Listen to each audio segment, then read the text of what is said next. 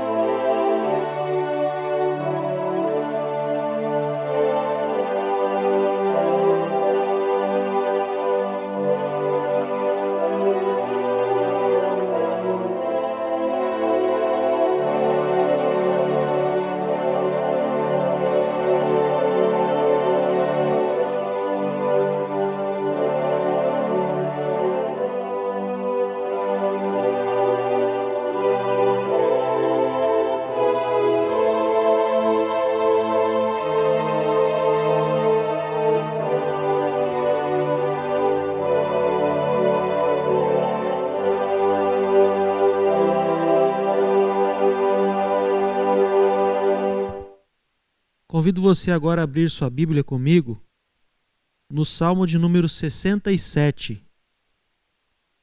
As nações rendem graças. Salmo de número 67. Convido você a ler comigo, ler em voz audível, aí onde você estiver. Vamos fazer essa leitura de maneira única, de maneira a uma só voz, melhor dizendo. Leiamos. Seja Deus gracioso para conosco e nos abençoe, e faça resplandecer sobre nós o rosto, para que se conheça na terra o teu caminho e em todas as nações a tua salvação. Louvem-te os povos, ó Deus, louvem-te os povos todos. Alegrem-se e exultem as gentes, pois julgas os povos com equidade e guias na terra as nações. Louvem-te os povos, ó Deus, louvem-te os povos todos. A terra deu o seu fruto e Deus, o nosso Deus, nos abençoa. Abençoe-nos, Deus, e todos os confins da terra o temerão. Que o Senhor, pois, que é Rei, que é soberano, nos abençoe, e que toda a terra veja, e que assim temam o seu nome. Vamos adorar a Deus com uma oração. Senhor Deus e Pai, nós somos gratos a Ti por podermos chegar diante de Ti como igreja nesta oportunidade. Agradecemos pelo privilégio de termos a Tua palavra nas mãos e sabermos, ó Deus, que o Teu Espírito nos ilumina no seu entendimento, dirige as nossas vidas, nos fortalece, nos edifica, Senhor. Neste dia pedimos, nesta oportunidade, que o Senhor abençoe este culto, que o Senhor receba este culto que Te oferecemos. Pedimos que o Senhor venha falar aos nossos corações, através do Senhor Jesus, o nosso Salvador, a que nós pedimos e oramos. Amém. Vamos ouvir e vamos cantar um hino de adoração ao nosso Deus. Louvando a Deus, meus irmãos, com um hino de número 61, Ações de Graças.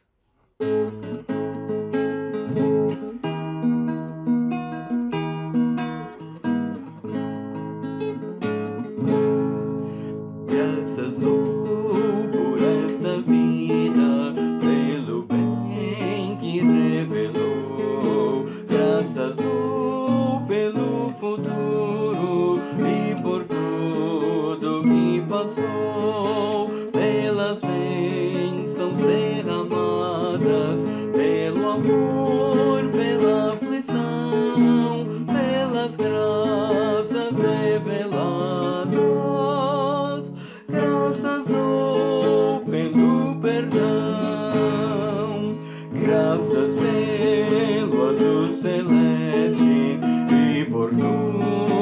que há também pelas rosas do caminho e os espinhos que elas têm, pelas noites desta vida, pela estrela que brilhou, pela prece respondida e a esperança que falhou,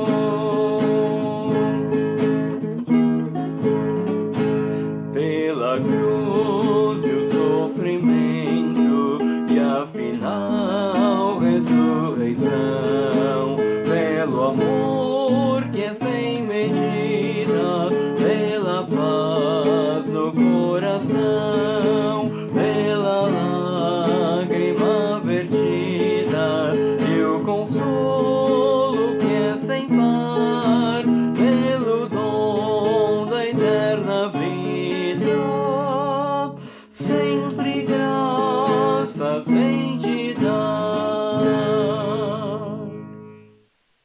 Quero convidar você agora, irmão, irmã, para que tenhamos um tempo de oração silenciosa, numa oportunidade de nós confessarmos nossas faltas ao Senhor. A palavra de Deus nos diz que, se confessarmos os nossos pecados, Ele é fiel e justo para nos perdoar os pecados e nos purificar de toda injustiça. Confiados nessa promessa do Senhor e nesse acesso ao Pai, é que eu convido os irmãos a que oremos.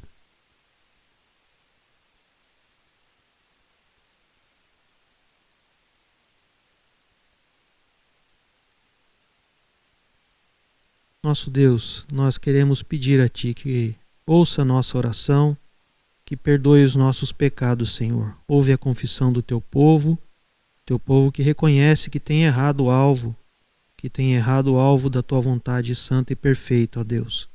Obrigado porque enxergamos isso. O Senhor nos permite ver quem somos e ver em Ti o nosso Redentor, o nosso Salvador, aquele que deu Seu Filho para morrer em nosso lugar, nos lavar de todo pecado, Senhor. Nós Te bendizemos, Te adoramos e nos alegramos porque temos o perdão dos nossos pecados. Podemos caminhar em comunhão contigo, sermos instrumentos do Senhor, sermos abençoados por Ti, Senhor. Recebe a nossa gratidão, o nosso pedido, em nome de Jesus. Amém.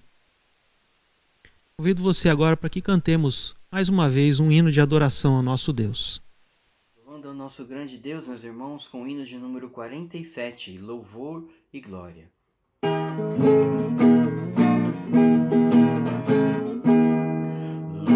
Louvamos-te, ó Deus, pelo dom de Jesus, que por nós pecadores morreu sobre a cruz. Aleluia, toda glória te rendemos, Senhor. Aleluia, tua graça imploramos. Amém.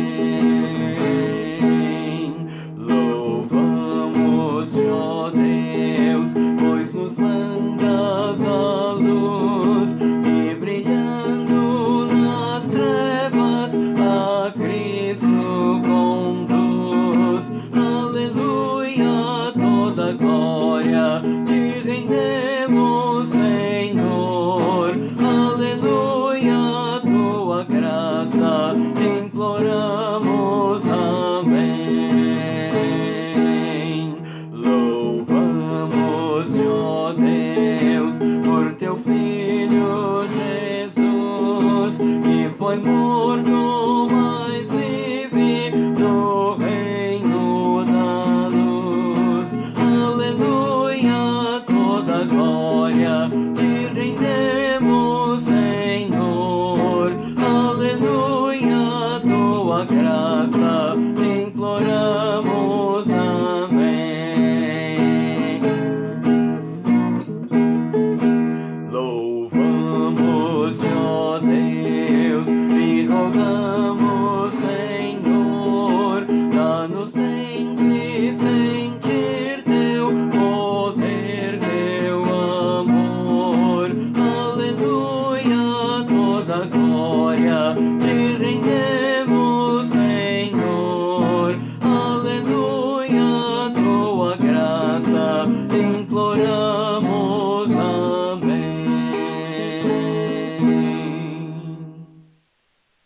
Nesta oportunidade, irmãos, queremos consagrar ao Senhor os nossos dízimos e ofertas, também ofertas para missões. Aqueles irmãos que têm feito chegar à tesouraria da igreja as suas contribuições como um reconhecimento de que o Senhor tem dado tudo e nós temos devolvido parte daquilo com que o Senhor tem nos sustentado.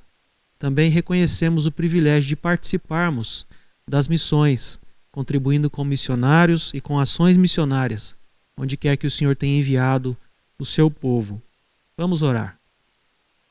Ó Pai, obrigado pela oportunidade que temos de contribuir com o Teu reino, Senhor.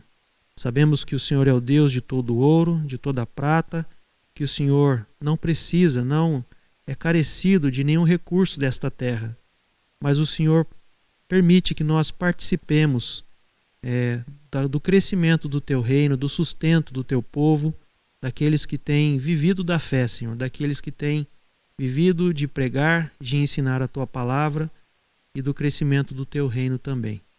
Pedimos que o Senhor abençoe o uso desses recursos, que o Senhor também nesta oportunidade esteja abençoando aqueles irmãos que estão necessitados, aqueles irmãos que por um motivo dessa pandemia que nos cerca, que o Senhor sustente esses irmãos que possam estar passando necessidades neste momento.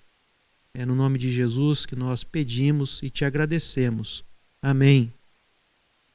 Nesta manhã o presbítero Hermes é que nos vai abençoar através da mensagem do Senhor, que o Senhor possa usá-lo e edificar as nossas vidas. Graça e paz, amados irmãos, bom dia a todos nesse domingo. Vamos trazer a palavra para os irmãos, ainda dessa forma, né, com a mídia, e é a maneira adequada para a gente estar se vendo, estar se falando da palavra, estudando a palavra. É a melhor maneira que nós temos para fazer nesse momento. Vamos orar? O nosso Deus, toda a honra e toda a glória, e é pela sua graça que estamos aqui. Obrigado, Pai, por esse dia, pelo seu carinho, seu cuidado conosco. Pedimos agora a tua orientação, Pai. Pai amado, para que possamos estudar e aprender mais da tua palavra. Nos oriente e nos guie, Pai amado. É assim que oramos, em nome de Jesus. Amém. Irmãos, eu peço aos irmãos que abram agora a palavra de Deus, abram suas Bíblias, lá no primeiro livro de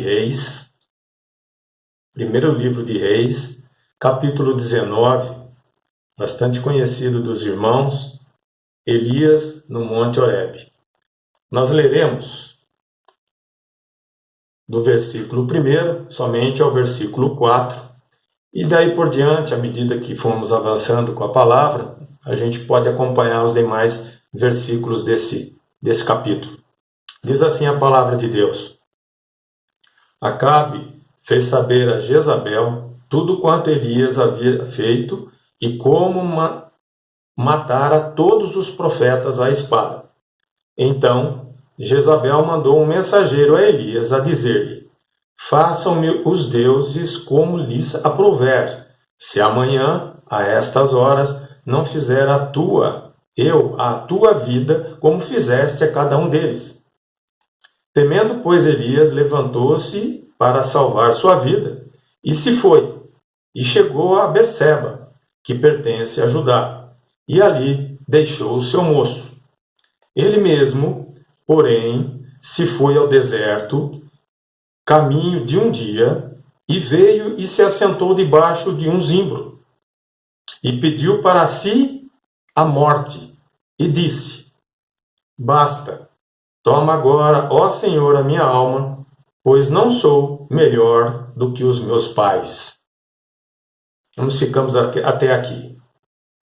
Irmãos, o que eu gostaria de compartilhar com vocês, salientar nessa manhã, sobre esse texto, e sobre a riqueza dele, né? Como toda a palavra, mas especialmente nos dias que nós estamos passando, gostaria de frisar a seguinte frase de Elias: Basta, Toma agora, ó Senhor, a minha alma, pois não sou melhor do que os meus pais. Versículo 4. Há muita gente hoje em dia, irmãos, frustrada, desanimada, esgotada, desalentada, estressada nos nossos dias. São pessoas que perderam as suas expectativas de vida, abandonaram seus sonhos, seus projetos, ou estão perdendo. Tiago descreve, também lá no Tiago 5, descreve Elias, que Elias era um homem semelhante a nós, sujeito aos mesmos sentimentos. E sobre esse famoso profeta que vamos falar nesse momento um pouco, extraindo algumas lições importantíssimas para as nossas vidas a respeito de tudo. O que podemos aprender, irmãos, com ele, frente às desilusões, sofrimentos, solidão, a vida? Por que ele disse essa frase tão triste e negativa para Deus? Eu fiquei só. Sigamos o passo a passo, um pouquinho aqui discorrendo no texto, que nós vamos tirar boas lições importantíssimas sobre esse contexto em que vivia Elias. Porque mesmo nós, hoje, estando em família, em casa, podemos ter, ou algum familiar poderá estar sofrendo, desiludido, se sentindo solitário mesmo estando em casa. Isso é possível. Então Elias desanimou-se por crer que estava só e desamparado. Como pode um homem de Deus, que nós consideramos, sabemos, um ungido de Deus, arrebatado por Deus, chegar nesse ponto? Encontramos Elias no Monte Horebe, expondo suas queixas a Deus. Pois os filhos de Israel deixaram a tua aliança, derribaram os teus altares e mataram os teus profetas à espada. E eu fiquei só, e procuram tirar minha vida. Pois bem, o que nós vemos aqui, irmãos, nesse contexto? Nós vemos um homem na caverna do desânimo, total, de tristeza, solidão. Se retrocedermos um pouco na sua história, que ela registra nesse livro, a gente vai ver o seguinte, nós vamos enxergar o seguinte: foi um homem, foi um profeta de milagres fantásticos. Sua primeira monumental vitória, irmãos, quando ele orou para que faltasse chuva. Nós vemos aqui no texto. E faltou chuva. 3 anos e meio sem chuva. A segunda monumental vitória de Elias, ele confrontou os profetas de Baal. Não é verdade?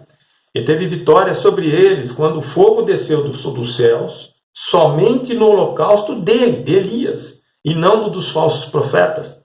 Está lá em 1 Reis de 18, 19, 29. Ele matou todos os profetas de Baal, irmãos. São 450 profetas de Baal e mais 400 profetas do poste ídolo. Não é? Pois não pertenciam ao povo e nem adoravam ao Deus vivo e verdadeiro. Terceira monumental façanha de Elias. Ele orou para que viesse a chuva depois de 3 anos e meio de seca. E orou de novo. E o céu deu chuva e a terra fez germinar seus frutos. Então, qual era a dolorosa preocupação depois de tudo isso, promovido, feito através de um profeta de Deus? Porque ele chegou nesse ponto. Como que nós podemos lidar com situações que perduram e vão perdurar e não mudam mesmo diante de uma grande vitória? Nós podemos ter grandes vitórias como Elias teve. Mas como que nós lidamos com as situações que são decorrentes da vida? Não é verdade? Quando Jezabel mandou o recado a ele pelo seu mensageiro de que haveria de matá-lo, temendo, pois, Elias levantou-se e, para salvar a sua vida, se foi. Elias, nesse momento, irmãos, ele se viu só, sem ninguém para ajudá-lo, socorrê-lo, ampará-lo. Onde estava o povo? Os amigos, os profetas, Existem momentos de tantos problemas e sofrimentos, irmãos, que cremos muitas vezes que estamos só. Um homem de Deus se sentiu assim, depois de tantas vitórias. Não é? Então, Elias desanimou-se por ter perdido a esperança. Aí você pode perguntar, como um profeta de Deus pode perder a esperança? Pode. Ele é um de nós. Ungido de Deus, mas um de nós. Diz o texto, já basta, ó Senhor, toma agora a minha vida, pois não sou melhor do que os meus pais. O desespero e a solidão aqui, irmãos, é intenso. Quando uma pessoa pede para que Deus a leve, é porque o desespero, a solidão é muito intensa. Nós não temos a dimensão do que sente uma pessoa nessas condições. O desejo de morrer, o desejo que Deus a leve. Então, o que Elias viu? Quais foram os fatos principais que levaram Elias a ter esses sentimentos? Primeiro, foi que ele viu um povo distanciado de Deus. O povo estava distante de Deus, adorando ídolos, fazendo seitas, enfim. Eles deixaram a aliança. Segundo, era um povo rebelde. Povo rebelde. Derribaram os altares de Deus. Um povo assassino. Sim, mataram os seus profetas, ungidos de Deus. Um povo assassino. Apostasia, abuso, violência. Então, o que nós, hoje, irmãos, o que nós vemos também hoje, né? Qual é a nossa projeção? Qual é o que nós temos, o que nós estamos passando, qual é a nossa projeção para o futuro? Né? Onde estará o nosso refúgio, irmãos? Vamos lembrar aqui do Salmo 23, não é? 23, 2, 3. Não é? Ele me faz repousar em pastos verdejantes, leva-me para junto das águas de descanso, refrigera minha alma. Então, irmãos, é nisso, sabe? Essas são as questões aqui, as situações vividas por Elias. Um homem que foi arrebatado por Deus. Os sentimentos que podemos enxergar aqui, que estavam no coração de Elias, um estudo rápido aqui da personalidade, do como ele colocou a situação. Ele teve autopiedade, irmãos. Provavelmente. Desinteresse. Quem tem autopiedade, ele tem praticamente um desinteresse pela vida. Não é? Consequentemente, você abandona a comunhão. Abandona a comunhão com os irmãos, a comunhão com Deus primeiramente. Depois é uma fuga religiosa aqui, quando ele vai para o deserto. Haja visto que Deus pergunta para ele, aqui no texto, que a gente pode discorrer, né? Que fazes aqui, Elias? Deus pergunta para ele aqui. Não é? Isso é fuga. Não é? Abandono total. Abandono da comunhão, como nós vemos aqui no texto.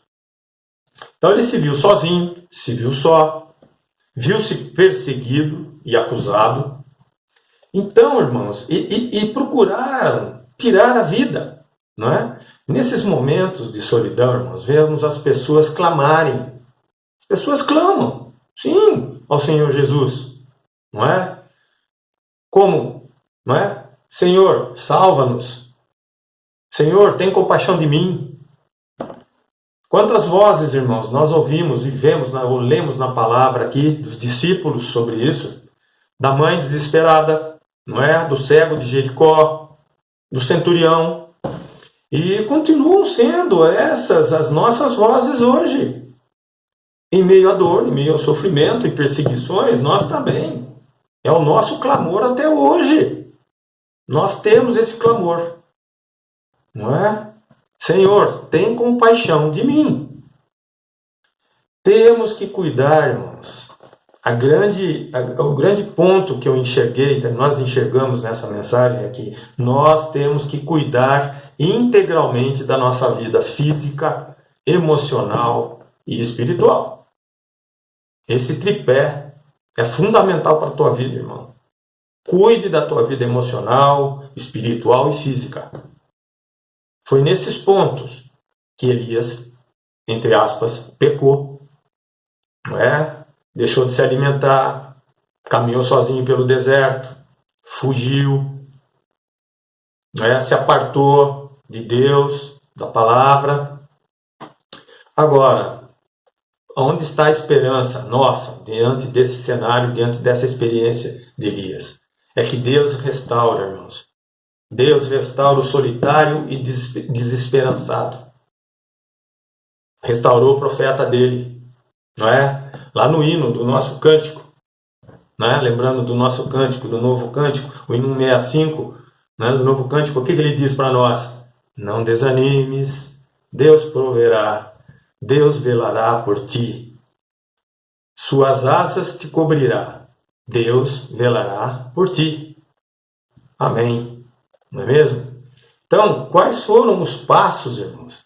Caminhando no texto, quais foram os passos restauradores que Deus proporcionou para Elias? O primeiro passo que Deus proporcionou a ele foi a restauração física. Não é? Em 19, de 4 a 8, nós vemos que Deus lhe dá comida e água. Encoraja-o a dormir, descansar, e depois o manda, irmãos, caminhar durante 40 dias e 40 noites. Não é? Até que chegue no Monte Horebe, no monte de Deus. Segunda restauração espiritual. Lá em 19, de 8 a 14, irmãos, ali, de maneira carinhosa, especial, Deus fala a ele, não no terremoto, no fogo ou no vento, não, mas através de um cício tranquilo e suave, irmãos. Né? Aqui, cício significa um sussurro, um murmúrio suave, que para nós é a voz de Deus. Né? Nós muitas vezes esperamos que Deus se manifeste de forma estrondosa, pirotécnica. Não é nada disso. Não é? Sabemos que não. Sabemos que ainda há gente que pensa assim, não é? Com coisas, manifestações, etc. Agora, realmente, o Espírito precisa cada vez mais aprender a ouvir, nós precisamos cada vez mais aprender a ouvir os sussurros de Deus em nossos ouvidos. Não é? Porque isso, irmãos, é o resultado de um relacionamento maduro, pessoal com Deus. Mais ainda num contexto que vivemos atualmente, não é verdade? Em que há tantas vozes falando, com decibéis no máximo, não é? Abusando da nossa tolerância, e com as nossas mentes assim tendencialmente cansadas com tudo isso. Não é? É mais relevante ainda que possamos escutar, sentir o cício tranquilo e suave da voz de Deus em nossas vidas, irmãos. Terceiro ponto, depois da restauração física, restauração espiritual e agora a restauração profética, irmãos. Teria 3 importantes ainda trabalhos a serem realizados por Elias antes dele ser arrebatado e deixar Eliseu como seu sucessor, não é? Irmãos, olha como Deus está no controle de tudo. Os trabalhos que Elias teve que realizar foi um trabalho na política internacional. Os irmãos podem acompanhar no texto aqui de 19, de 15 a 17. Isso é um trabalho em política internacional. Ele é designado para ungir Azazel, o novo rei da Síria. Segundo ponto importante, na política nacional, lógico, para que ungisse Jeú, que era filho de Josafá, como rei de Israel, que está no versículo 16, na sequência. Depois a sucessão profética. Aí sim, para ungir o profeta Eliseu, seu sucessor. Né? Então, são passos, irmãos, reanimadores, restauradores que Deus promoveu na vida de Elias para prepará-lo para o arrebatamento. Preparou Elias aqui para ir para casa, irmãos. É assim que ele faz com a gente. É assim que ele trabalha conosco, num processo de crescimento espiritual, amadurecimento. fazendo com que cada dia, passo a passo, nós nos aproximemos cada vez mais do caráter de Cristo. Não é? Então, Deus anima Elias, fazendo-o saber que não está só, muito pelo contrário. Uma vez aqui, importantíssimo aqui na sequência, no versículo 18, aonde nós podemos ver aqui que Deus, uma vez que Deus tem 7.000 pessoas fiéis a Ele naquele contexto, e por causa dessas 7.000 pessoas, 7.000 fiéis do povo a Ele, é que Ele não acabou com tudo, eu estou com todos ali naquele cenário, não é? São pessoas, irmãos, aqui no contexto, que não dobraram os seus joelhos diante de Baal. Se mantiveram fiéis, firmes, com fidelidade ao nosso Deus. É isso. Então, irmãos, nós estamos aqui e sabemos que estamos aqui e teremos e temos tribulações. Mas a nossa esperança, a nossa fé está no nosso Deus, que está no controle e sempre estará no controle. E a fidelidade dele é eterna para nós. Damos graças a Deus a isso. Louvamos a Deus, o Deus Pai Todo-Poderoso, Criador do céu e da terra, Criador do cosmos, não só da terra. Então, irmãos, fiquem com Deus. Deus os proteja, continue nos protegendo, né, nos livrando do mal. Os tempos não são bons. Só muda o pano de fundo. Esse é o mundo. Só muda o pano de fundo. Mas a história, ela se repete. Não é? Fiquem com Deus. Um bom domingo. Deus abençoe vocês, irmãos. Forte abraço.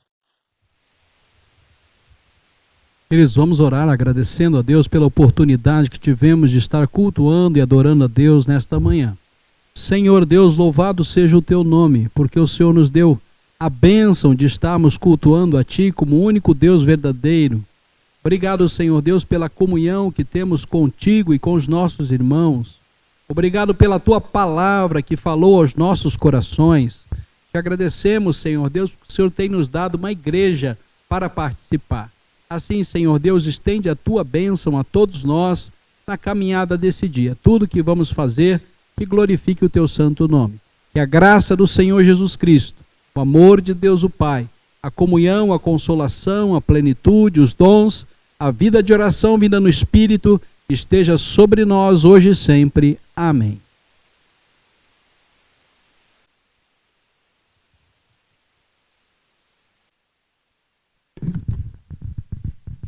Agradecemos, irmãos, a vocês que nos acompanharam nesse culto, que Deus possa abençoá-los. Convidamos a você que fique conosco ainda na escola dominical. Olhando aí no YouTube, você pode acessar as aulas de EBD que estão preparadas pelos nossos irmãos. Temos a classe de adultos, a classe de pais com filhos, também a classe para crianças. Que Deus possa abençoar a nossa escola dominical desta manhã. Que Deus abençoe o restante do seu domingo. Um bom domingo a todos. Até a noite.